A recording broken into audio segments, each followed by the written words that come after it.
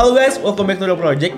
Balik lagi sama gue Will Ghost. Dan di episode kali ini kita akan ngebahas behind the scene di channelnya Will Ghost Kitchen.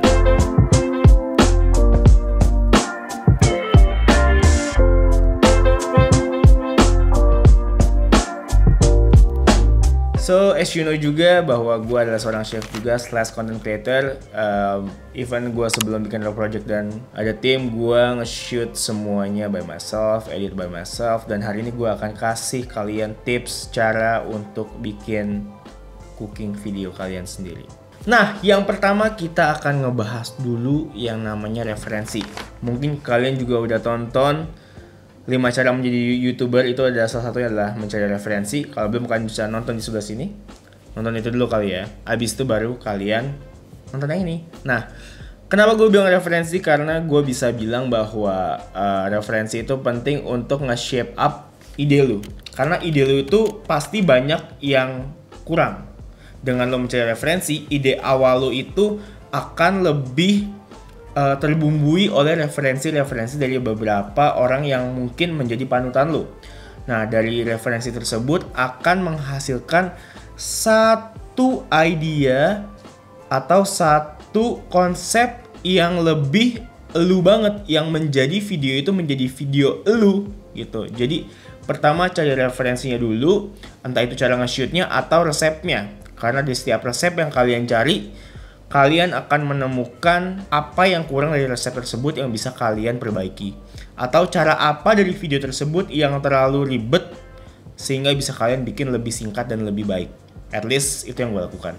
Nah, jadi intinya adalah kalian harus temukan referensi dan juga yang bisa diimprove dari referensi yang udah kalian temukan dan jadikan itu sebagai resep kalian sendiri. Nah, yang berikutnya udah pasti kalian harus mengumpulkan semua bahan yang akan kalian gunakan untuk bikin cooking video. Kenapa? Penting banget. Jadi saat proses kalian syuting kan kalian syutingnya sendiri.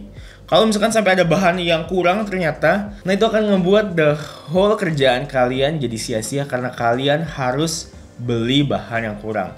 Jadi kalian bikin checklist, make sure setiap bahan yang kalian ingin gunakan itu udah kalian beli, udah kalian dapetin. Abis bahan udah kalian dapetin, kalian juga harus mikirin workflow-nya. Workflow di sini lebih ke workflow kalian masak. Kenapa itu penting juga? Karena itu yang akan mempengaruhi flow kalian mengambil footage videonya. Jadi ketika kalian udah bayangin di awal, misalkan cara gua masak tamagoyaki, gua udah bayangin dari awal gua proses preparation sampai finishing, step-stepnya bakal ngapain aja. Dan itu juga harus kalian pikirin karena again itu akan mempengaruhi workflow production kalian juga. Nah, ketika kalian udah bisa mikirin workflow-nya akan seperti apa, secara otomatis kalian akan mulai menjahit di kepala kalian secara visual akan seperti apa. Dan dari situ kalian akan membayangkan dari scene dan setiap scene yang akan kalian ambil nanti, itu tuh enaknya angle-nya seperti apa. Apakah wide shot, atau medium shot, atau close up shot, atau juga mungkin angle dari 45 derajat dari atas, atau eye level. Dan itu semua akan mempengaruhi mood dari video yang akan kalian bawa atau video yang akan kalian buat.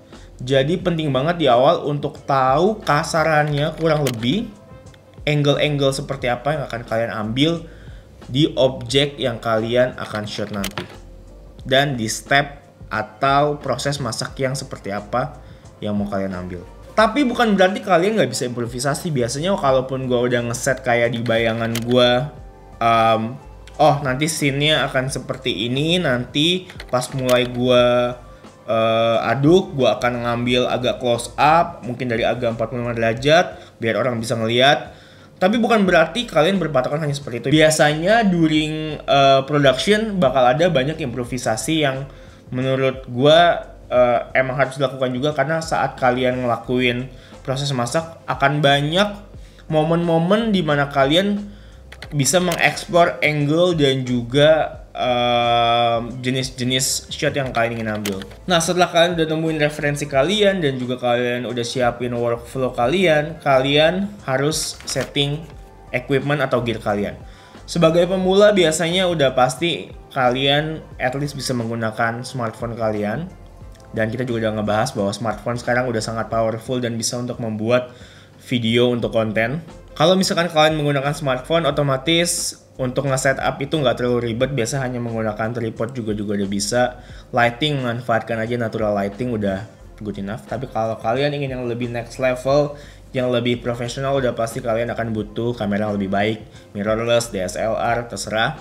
Dan juga biasanya kalau kalian ingin membuat konten video masuk lebih proper, ada lighting, ada audio, ada beberapa jenis lensa, dan juga ada tripod yang lebih proper. Dan itu semua harus kalian siapkan sebelum kalian mulai shoot. Contohnya, baterai harus selalu full. Kenapa?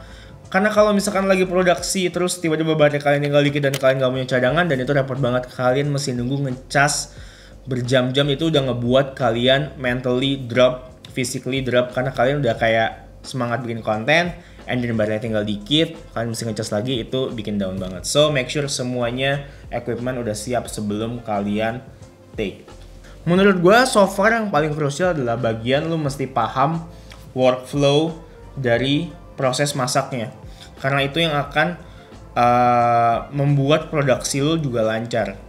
Jadi jangan sampai lu mau nge-shot tapi lu nggak tahu kira-kira di step pertama angle-nya enaknya kayak gimana ya, step kedua kayak gimana, atau step ketiga kayak gimana.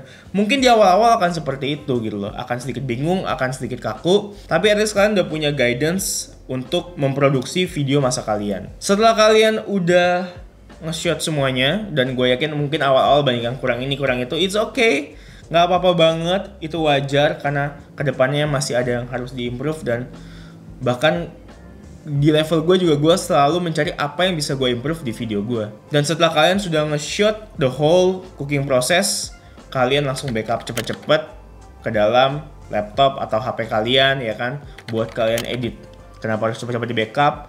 Karena kadang kalau kita nggak cepet-cepet backup, the next kita mau bikin video suka kelupaan, kita format atau kita belum copy, memori udah penuh, dan itu juga bikin nanti kalian jadi pusing sendiri.